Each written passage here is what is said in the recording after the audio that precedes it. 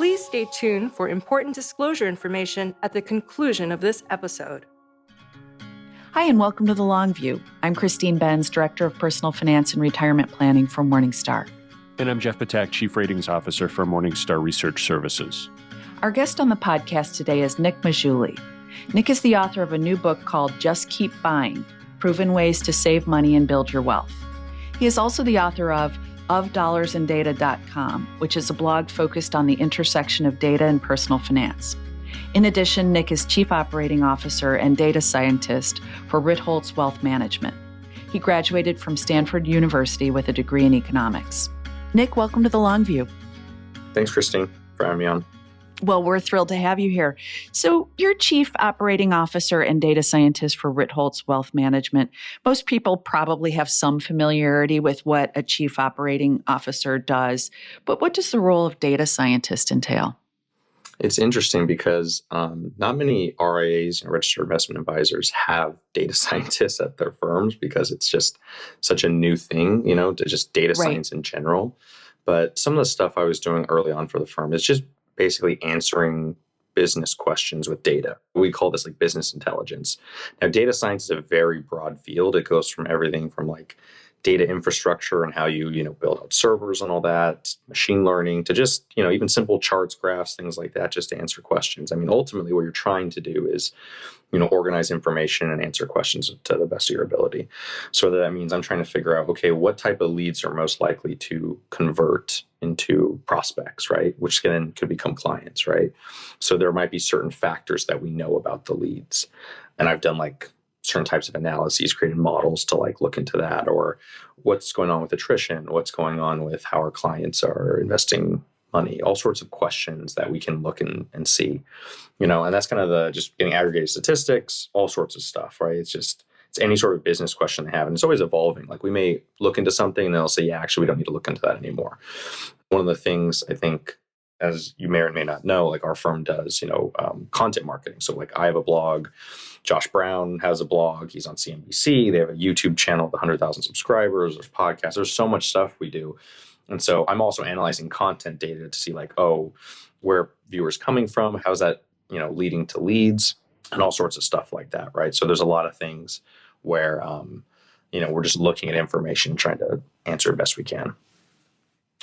So you just referenced the fact that many of your colleagues at Ritholtz have public personas, you're blogging, you're appearing in the media and so on. How do you balance that part of your job with serving client needs? I mean, most of my week to week is I'm, working on stuff in operations in the firm. I still have a full-time job. That's why I'm only putting out one blog post a week. I don't have time to be doing, podcasts, have a podcast where I'm creating the content every week, or, TV appearances, things like that. I don't have that time yet, given all the operational things we're trying to do because we're growing so much. So for me, most of my time is being spent on that. And that's why I still consider my blog of Dollars and Data, the book, all that, that's a side hustle I consider, right? Even though it is kind of related to my main job, it's a secondary thing. The firm does come first and I have to spend a lot of time there. So we want to talk about your book, Just Keep Buying. A key thesis of the book, and really a theme that runs throughout your work, is the virtue of saving as much as you can in the early years of the investing journey. Most people listening are no doubt familiar with this concept of getting started as soon as you can. But can you provide an example, perhaps with data, to illustrate why you think this is so important? Yeah, so I think this is an important idea for two reasons. I mean, first, all of your listeners are already going to know, you've heard this 1,000 times before, compounding, right? Compounding returns, right? So that's one reason. It's just the mathematics of compounding, right? Earlier payments are going to grow to larger amounts than later payments, all else equal, right? Assuming a similar growth rate over time. That's pretty obvious at this point for a lot of your listeners. The thing which may be a little less obvious, the second point, is that this is a behavioral point. It's that compounding is easy, but saving money is hard. And what do I mean by that? It's much harder to save money and, raise your income and change spending, whatever you're doing to save money, than it is to compound your money. Because literally compounding, you just put it in the market and wait, obviously. Now, obviously, that doesn't mean that there's going to be times when the market crashes and you're not going to you're going to second guess yourself and things like that. But generally, it's much easier to compound money than it is to save money, in my opinion, right? The market does the compounding for you. So when you combine those 2 points together, the compounding, grows money more over the earlier you do it. And then the second point, which is the behavioral point, that like, oh, it's much easier to compound money earlier, then it's nicer to just like save earlier, right? That's just like a very obvious thing. So from on a behavioral thing, it's easier. And then mathematically, it's easier as well. And the example I like to give, if you were to save the same amount of money every year, it doesn't matter whether you're doing $1,000 a year or $10,000 a year, and invest that every single year for 40 years, earning, let's just say 7% a year. After 40 years has passed, half of your portfolio value of the final value came from the first 10 year of contributions.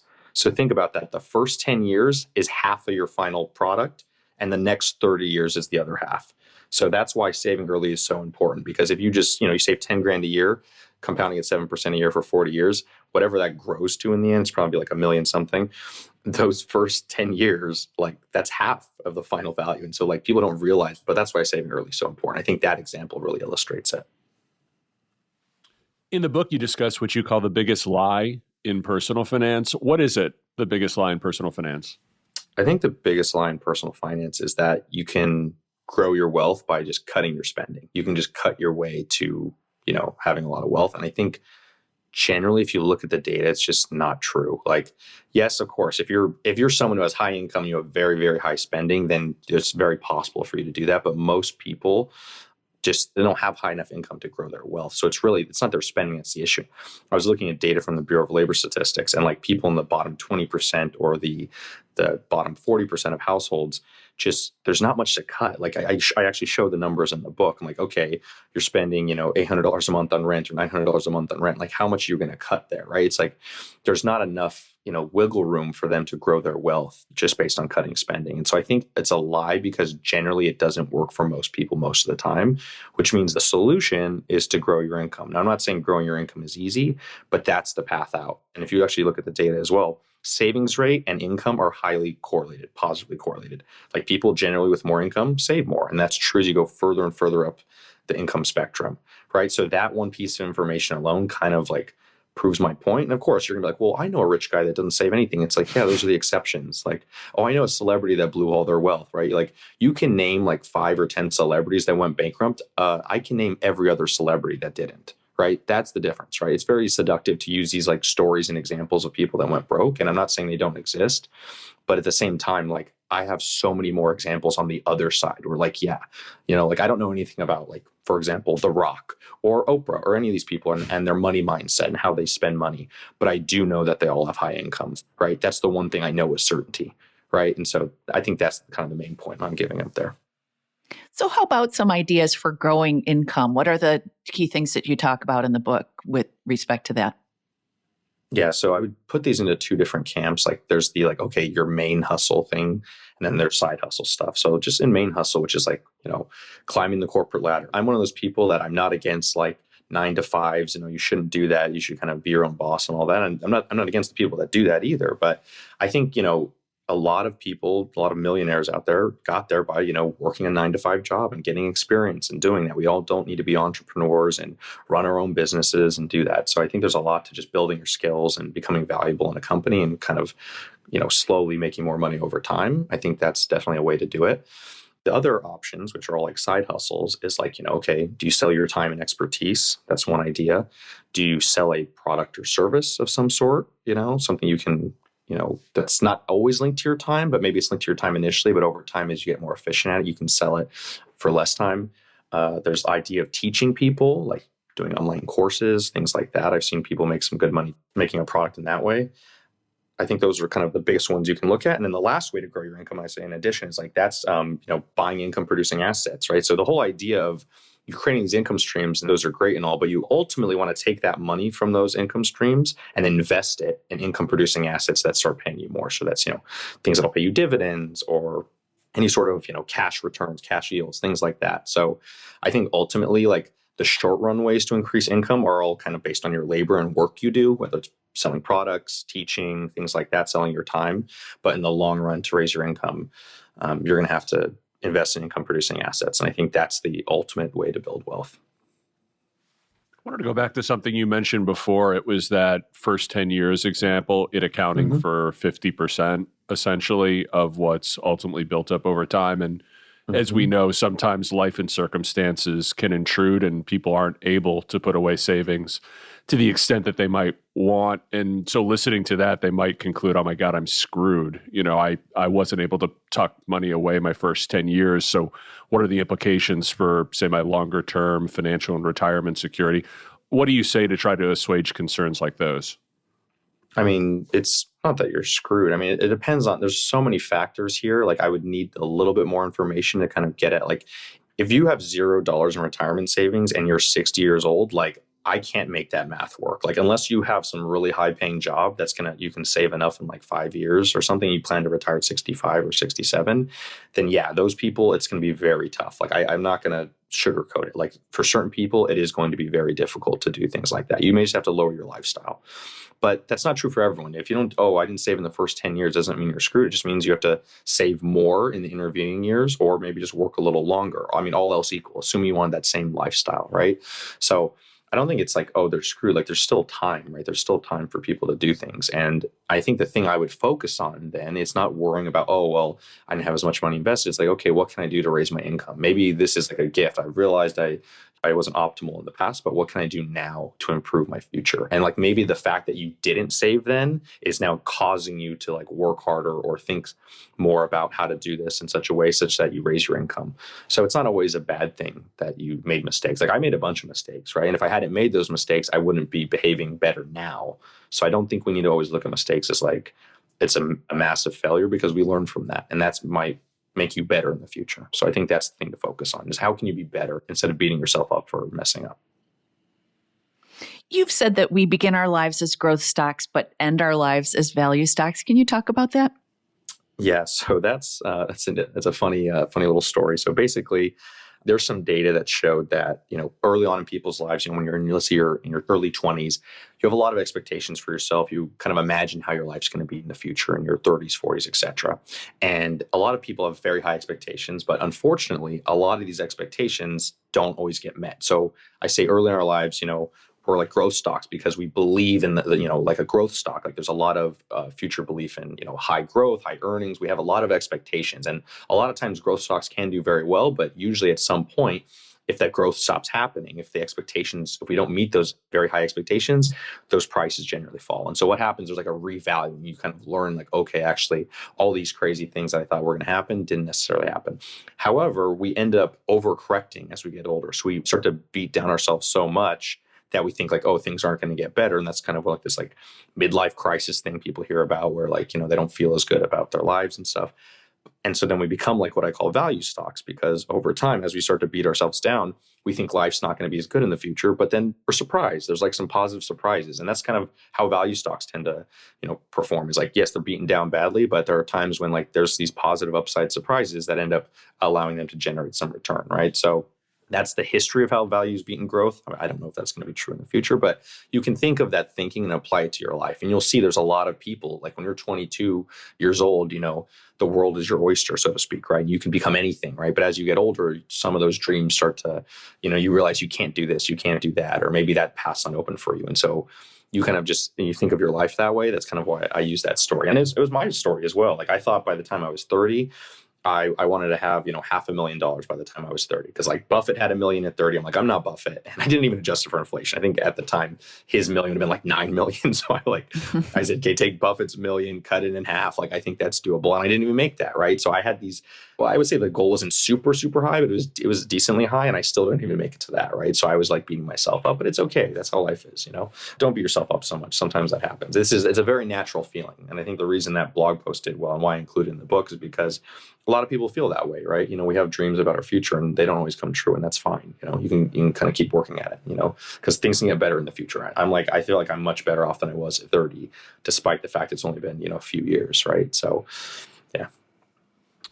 Mindful spending is a big topic for you. How can people ensure that whatever spending they're doing aligns with their life goals and what makes them happy versus just spending to keep up with friends and neighbors?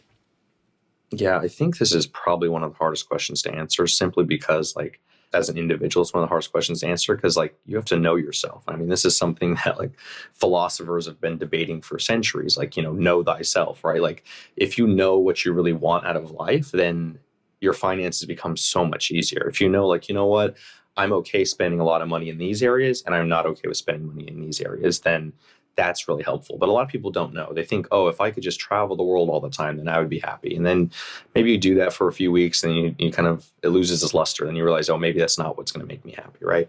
Or whatever it is. People have these idealized fantasies of what's going to make them happy with their spending. And a lot of people just don't know. And sometimes it takes trial and error to get there, but you got to kind of just figure that out. And so for me personally, like, I'm very okay spending a lot of money at restaurants, but like I don't spend a ton on clothing. I don't have a car. Like there's a lot of things in my life where I'm like, I'm not going to spend a lot of money on a lot of these areas.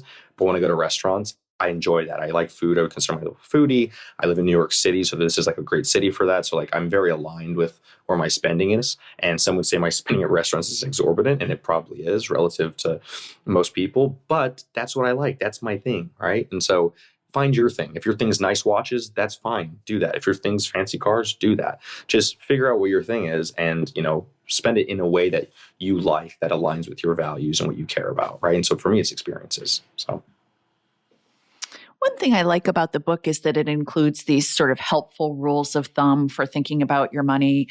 And you talk about what you call the 2 times rule as a way to spend money guilt-free. Can you talk us through that? Yeah, so the 2x rule is a way to kind of like escape like any sort of spending guilt you might have. So let's say, I'll give you an example. Let's say I was going to go to a nice like sushi tasting and I was going to take a date there or something. And it's going to be like, $200 a person or something. That's very expensive for a dinner. So to say like, okay, if I want to do this nice thing, maybe I'm going to spend this $400, like I already budget for it. Let's say I'm going to spend this $400. At the same time, I'm going to take another $400 and I'm going to invest it in income producing assets of some sort, that's stocks, bonds, whatever. I invest it in some way, right? Or I can take that other $400 and, donate it or something. There's a lot of things. So the 2x rule is like, okay, if you're going to spend X dollars, save 2x and then take, half of that and invest it or donate it and take the other half and spend it, right? So whether it's like, oh, I need to buy a nice pair of dress shoes that are, $200 and then I'm going to save 400 and then 200 goes in the market, 200 goes to the shoes, whatever. It's like there's a bunch of different ways you can do this. And what's a splurge? Every person's different. For some people, a splurge is $100. For other people, it's going to be $10,000 or even $50,000. I don't know. Every person's different. Whatever you consider a splurge is a splurge. So this is a way where you can say, I'm not going to feel guilty about spending this money because I'm now, taking that money and investing in my future or donating to a good cause, etc. I think another useful rule of thumb that you have is something you've called the hourly wage test. A balance we're all trying to strike is money versus time. And I think you've noted that the hourly wage test is a way to approach whether something is worth your time or better off outsourced. Can you talk about that? Yeah. So when I think about like, oh, should I do this activity or should I outsource it to someone else? I start to think about like, okay, well, how much time is it going to take me to do this? And then on top of that, like, what else could I be doing? What's my opportunity cost of my time, right? So if like my opportunity cost is like, let's just say it's writing a blog post. And let's say I would, from ads and affiliate deals, whatever, I make like $500 on a blog post. So, and it takes me 10 hours. So let's say my hourly rate is $50 an hour. Let's say after tax, I'm making, $35 an hour. So if that's my like after tax rate for that thing, $35 an hour, I'm saying like, okay, should I do my laundry? Or should I pay someone else $20 to do my laundry, right? And so in one of those obvious cases, like if it takes me, let's say, an hour to do laundry, but it only cost me $20 to have someone else do it, I would rather just pay someone else because I could create $35 or I could have someone else do it for $20, right? You can see the logic there. So that's why plus I hate folding laundry, but that's a separate discussion. So like, I would pay someone just to fold the laundry. I could do the rest. So that's the kind of thinking, like, is this something where I could just like outsource? And I would outsource it. So that's kind of why I have, I like using laundry services because I just, in terms of my time, I could be writing a blog post, I could be doing something else that's a little bit more productive. And I don't think about that every single moment of my life. If you start to do that, you're going to beat yourself up about everything you do. Like you can't watch a TV show because like, oh, I could be making more money, right? You don't want to get into that space. But if it's something you don't enjoy doing and you want someone else to do it, I think there's arguments to be made for something like that. One word that seems to come up a lot in your work, in the book, and on your blog is optionality, that money buys us optionality. Can you discuss what that word means to you and why it's so important?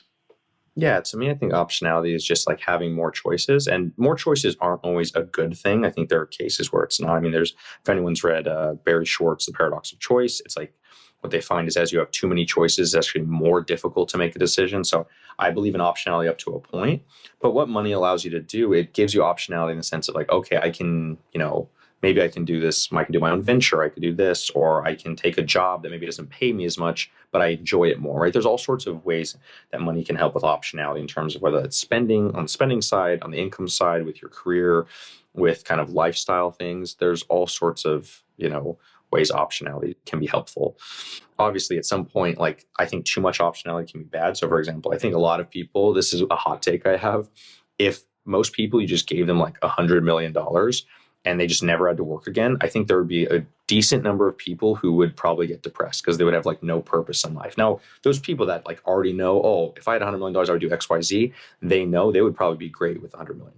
But there's a lot of people out there that would probably lose their sense of purpose and it would be bad for them. So that's too much optionality, right? Like if you don't ever have to work again, that could be necessarily bad for some people's psychology. So I think it's thinking about like, getting some optionality so that allows you to do a little bit more, but not so much that you're overwhelmed and can't make a decision, basically. You have a section in the book on buying a home versus renting. What are the key factors that people should keep in mind as they approach that decision? Yeah, so I think there's three big ones. The first one is, how long are you going to be there? And my rule, I say, is roughly you got to be there like 10 years for it to make sense if you're going to own versus renting. That's one thing. The second thing is what's the stability of your, financial and personal life? If you're single now and you plan on buying a home, but you might have a family in a few years, then it's very likely you're going to have to sell that home and upgrade unless the home's already has a sufficient size to support a family of your desired size. So that's this next thing. It's like how stable is everything in your life, right? That matters a lot because I think if you don't have stability, it's really tough to take on a 30-year fixed lot of debt and making payments, and then you have instability, whether that's in your personal life or, in your financial life. I think that matters a lot. And then lastly, can you afford it? Now, there's different metrics people use for affording it. I think you should be able to put down 20% down payment.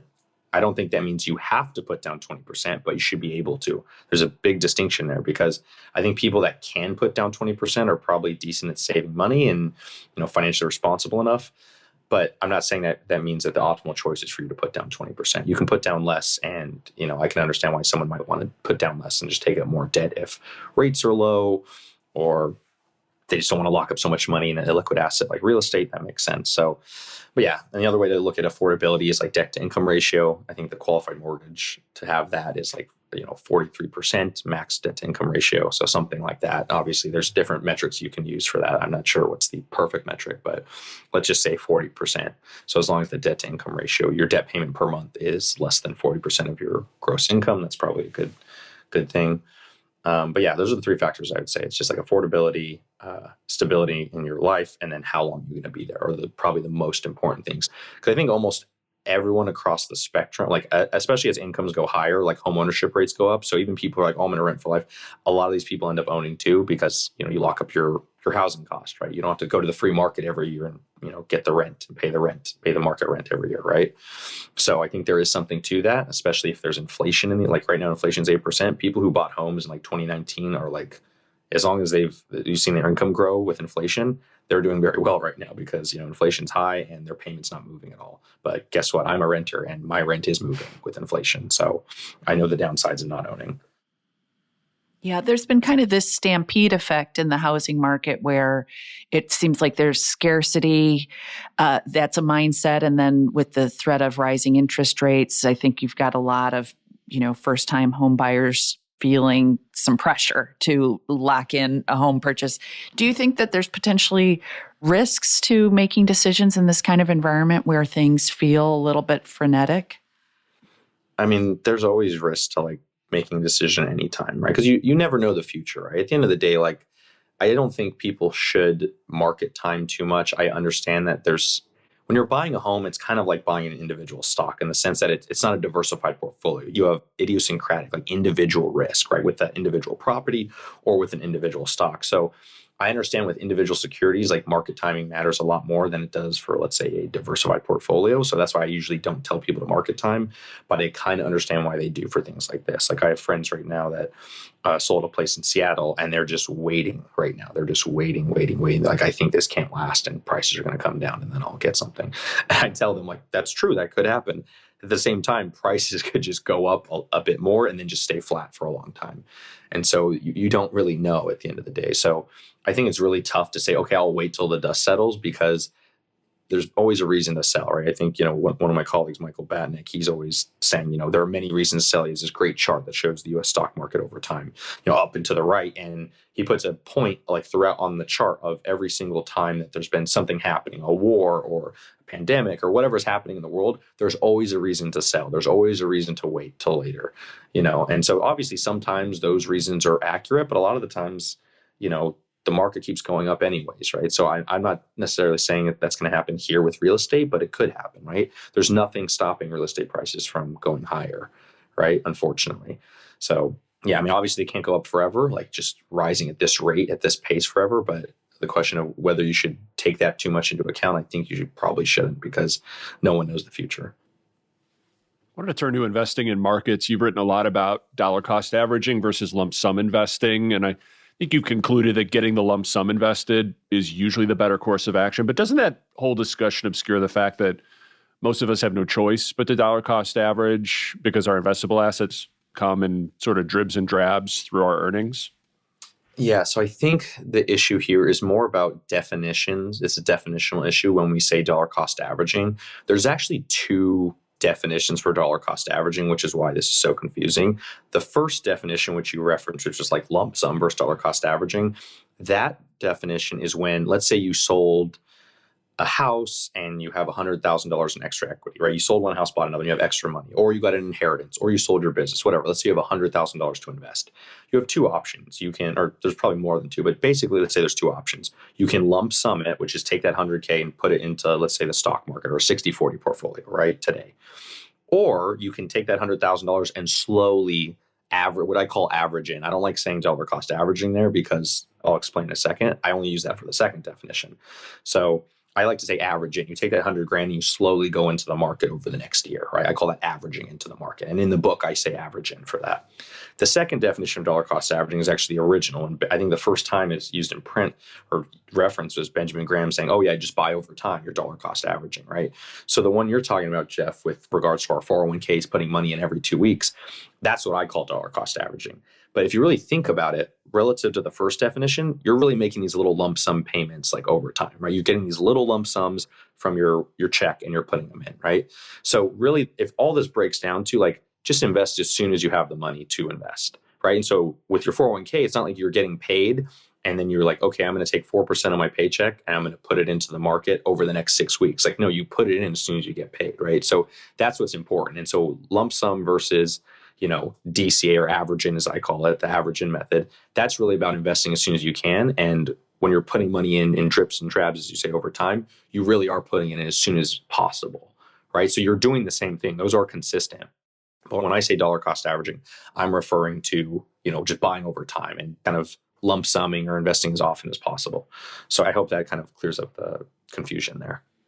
It does. You've talked about the role of non-portfolio factors, such as the industry where someone works, as potentially being influential in terms of how they should invest their portfolios. Can you discuss that concept and perhaps share some examples of how human capital should influence financial capital?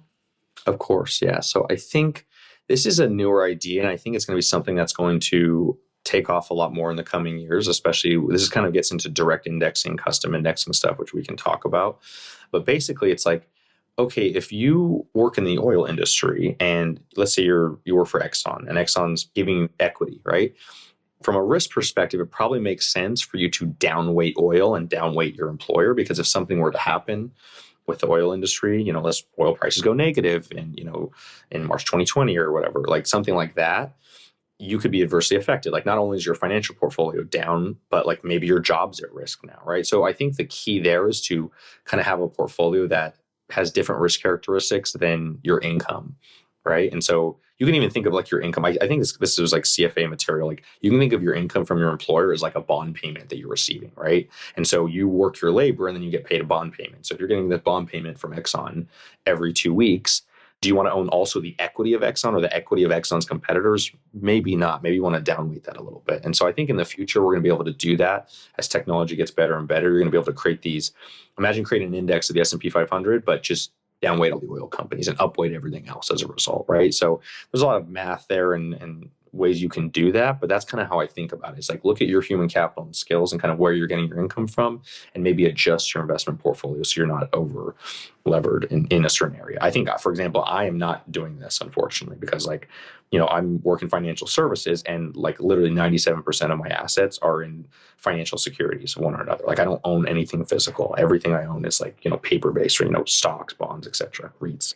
So it's interesting for me to say, like, I say this is going to be important and I probably should do that at some point, but like I write about this stuff. I can't say, oh, go invest in stocks and then optimally, like, it's probably better for me to like own more gold or something, right? So I have to live like because of, what I'm doing with my life and I'm talking about my investments, I have to live that. And so I cannot be investing differently and inconsistent with what I'm telling other people to do. I do think though that kind of adjusting your investments for your human capital makes sense. I just don't think it would be consistent for me to say, hey, go buy the S&P 500, and then I own very little S&P 500. So I think in my case, I'm doing something a little different than that, but generally I recommend that. This year's been a bit unusual in that both stocks and bonds have fallen at the same time, which sort of bucks the conventional wisdom that high quality bonds will diversify stock exposure. Given that, should investors be worried that stocks and bonds could become more closely correlated in the future? I'm not as worried about that. I can't remember the exact number. I think it's something like negative 0.3. That's like the long-term correlation between stocks and bonds. So it's negative, which means when stocks go down, bonds generally go up, but it's not -1. So it's not like every time stocks drop, bonds go up. It is negative and it's slightly negative. But because of that, that means there are going to be periods like this period now where stocks and bonds decline together. I mean, let's just say that bonds and stocks had zero correlation. That would just mean like stocks fall and like you have no idea what's going to happen to bonds, right? So the negative, like let's say 0.3 or whatever that estimate is, it says like, okay, generally bonds will help you out when stocks are falling, but that's not always true, right? And you have to really and it also changed over time. Even during, March 2020 during the COVID crash, there were days when stocks and bonds declined together. But for the most part, bonds kind of held their value and increased a little bit despite having some crash days. So I'm not as worried about that. Obviously, it's tough right now because, yields are coming back up. So bonds are now actually creating some income when they weren't really creating much before. But obviously, inflation's high as well. So it's tough to be a bond investor now. And I understand that, but I still own bonds. I still own some bonds, and I think, it's prudent for anyone who's, trying to control risk to own some bonds. I know it's not great. It's not a great situation we're in right now, but we don't really have many other choices if you want to control some risk. One thing I wrestle with is the bonds versus cash decision. Like, what is the case for holding bonds versus just holding cash? I think you get some income, right? So let's say cash is paying 0, right? Bonds are, let's say the 10-year right now is paying like close to 2.5%. So if inflation's 8%, your cash just earned a negative 8% real return. Your bonds, earned a negative 5? Is that 5.5% real return? So you just lose less. That's basically it. So generally that's it. You're going to lose less money over time by being in bonds over cash. That's it. And they're generally like, of course, there's still risk with bonds. That's not there in cash. So over very short time periods, if you know you're going to need the money, and I discuss this in the book, like if you're saving up for a big purchase or something, I recommend, using cash, especially if you're like below 3 years for sure, use cash. But anything beyond that, you'll want to have some bonds. So another quandary is deciding whether and how much to invest ex-US. It's probably difficult to convince US investors to do so because performance has been much worse outside the US than it has been stateside, generally speaking. What's your thinking on how investors should approach that question, the US versus non-US question for their portfolios? Yeah, so I understand that, since, let's say, 2010, the US has basically crushed international markets, whether international or you're saying developed or emerging. It's done very well, but look at what happened from 2000 to 2010. It's the opposite story. So I'm not saying that that's going to happen again. I have no clue. Like, we can't know the future. But for me, it's like having too much U.S. exposure and then something happens in the U.S. Let's say U.S. underperforms international markets. it's going to hurt really bad as a US investor. Because not only are you probably feeling the effects economically, like just in your job, but on top of that, your portfolio is getting hit. So the scenario now where if you're like, let's say you half of your equity exposure is to developed and emerging markets and half is to US, like, yeah, that's not great because you didn't make as much if you're just a US investor. But at the same time, like in the flip scenario, in the scenario where emerging or developed does really well and US doesn't, you're much better off than the people who are all US. So, and I've heard arguments say, oh, you don't even need, international stocks because, US companies are basically everywhere, right? Like I've heard that before. At the end of the day, like I still think like it's prudent to have some international exposure, and I believe in it. And you don't have to. Remember, like there's a lot of ways to get rich. I talk about this in the book. There's no right answer to this. I know people that are rich that just do real estate, like physical real estate. I know people that are rich that just do stocks. I know people that are rich that do REITs and all sorts of. There's so many different ways you can kind of put together a portfolio that works for you.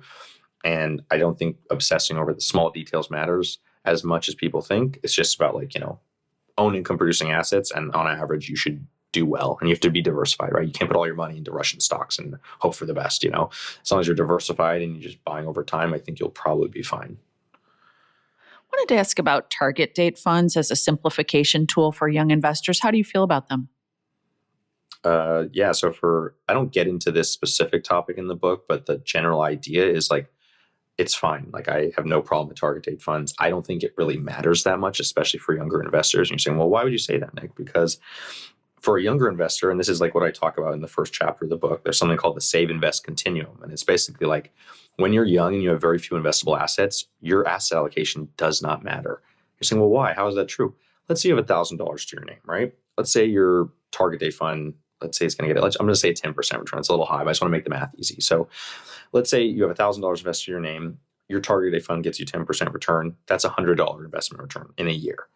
If you're a young person out there, and let's say you have friends, you go out to a bar or something, you could easily spend $100 a night. Or let's say you spend $50 in the night and you do that twice. That's your entire investment returns gone from you going out 2 times in a year, right?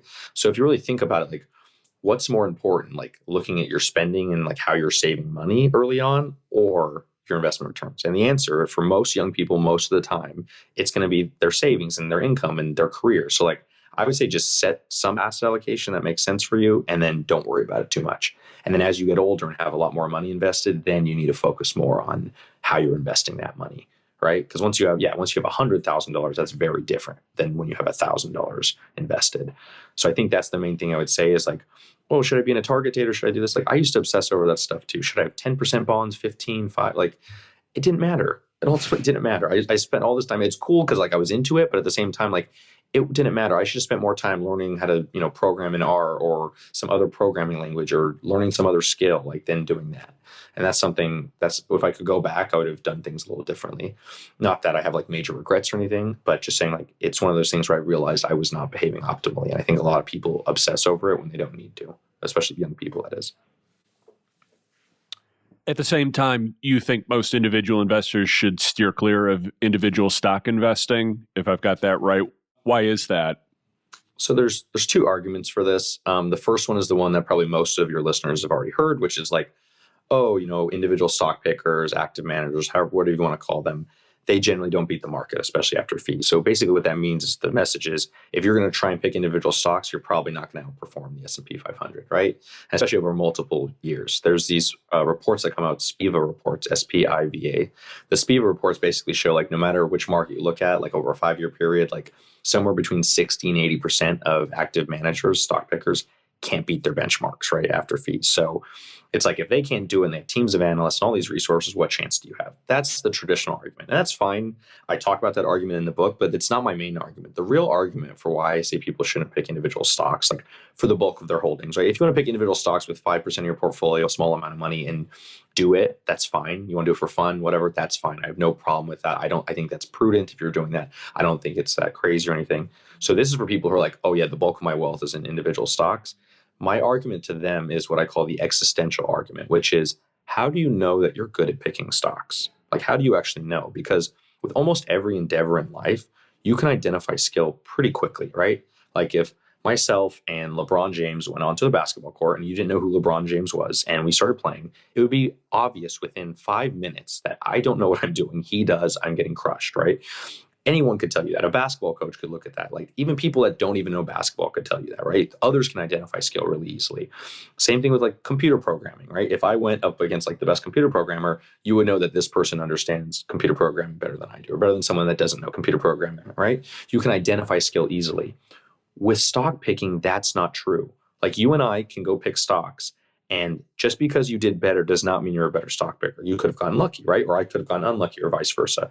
And so there was a study that basically found, I referenced in the book, and it was just like looking at like mutual funds and like, are there any actual stars? Are there people that are actually really good at doing this? And they found like, yeah, there's about 10% of people that like we can identify their skill.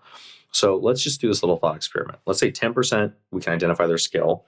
The top 10%, the bottom 10%, let's say we can also identify their skill, but they're bad, right? They're really, really bad.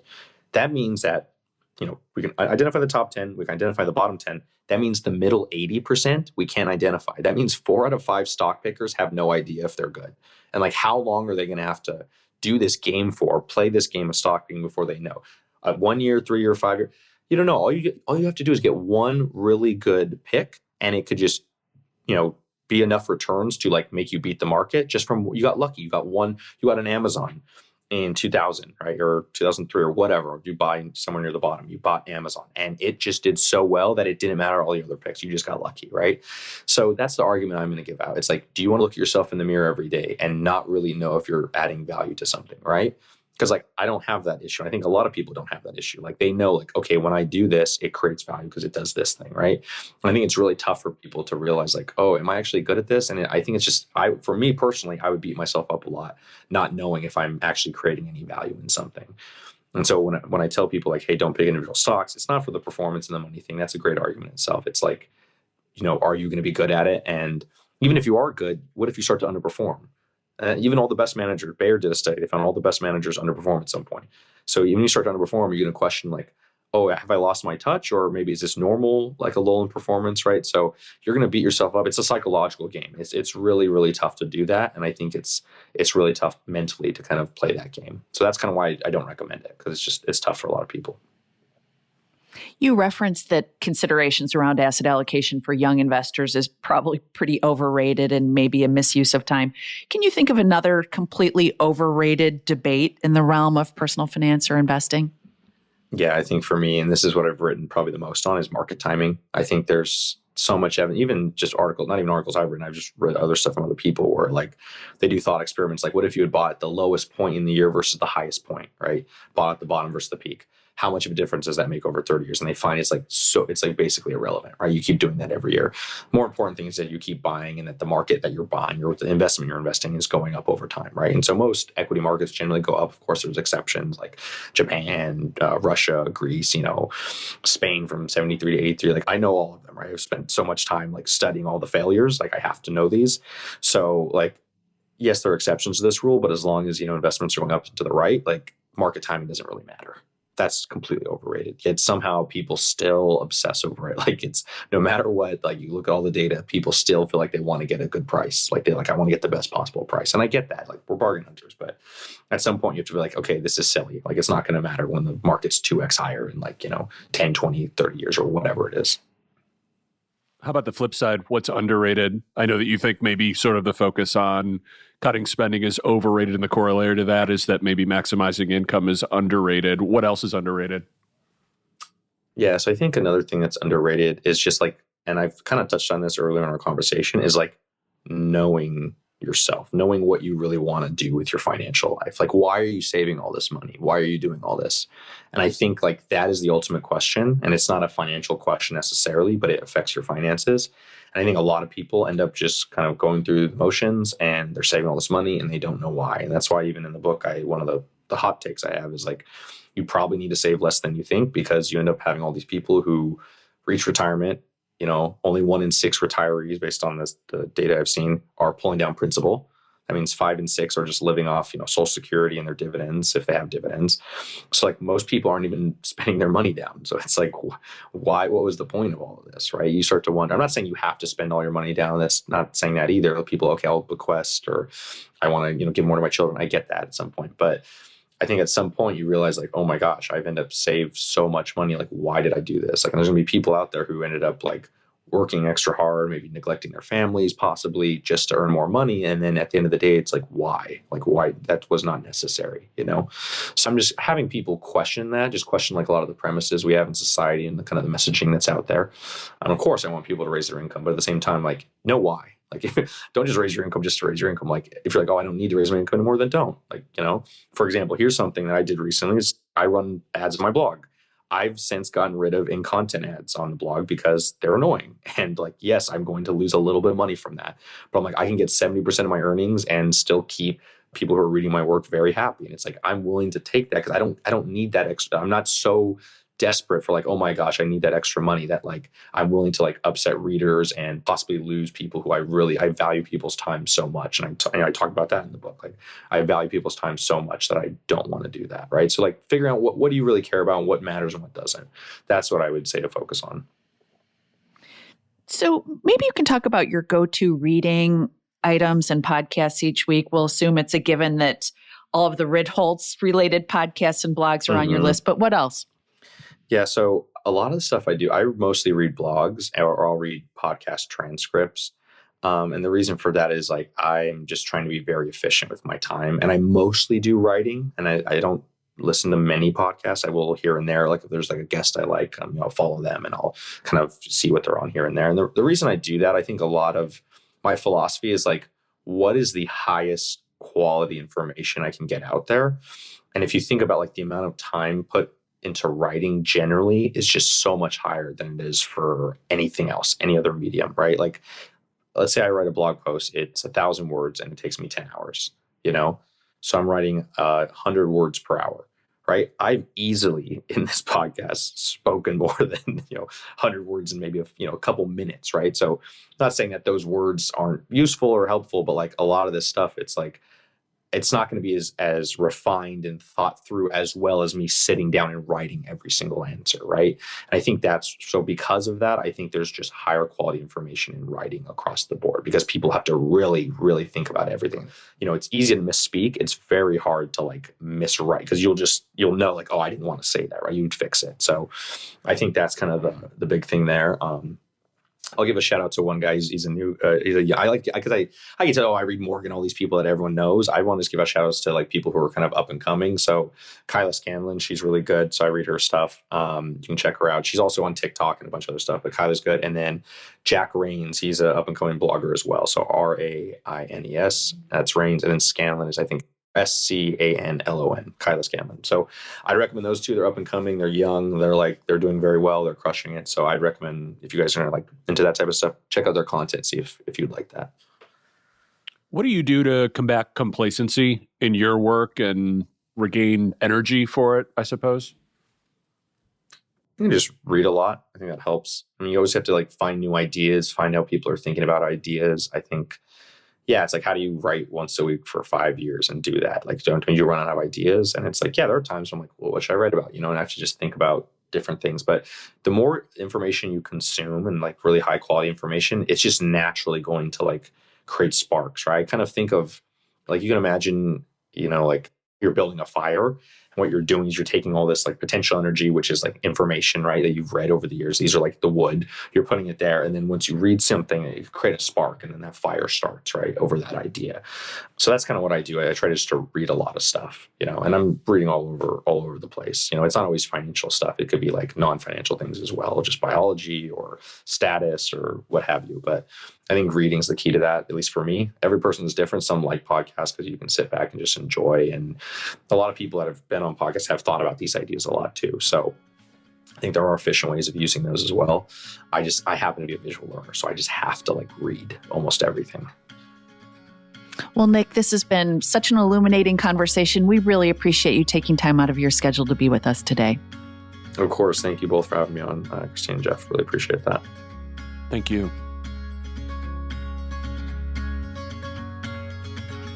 Thank you for joining us on The Long View.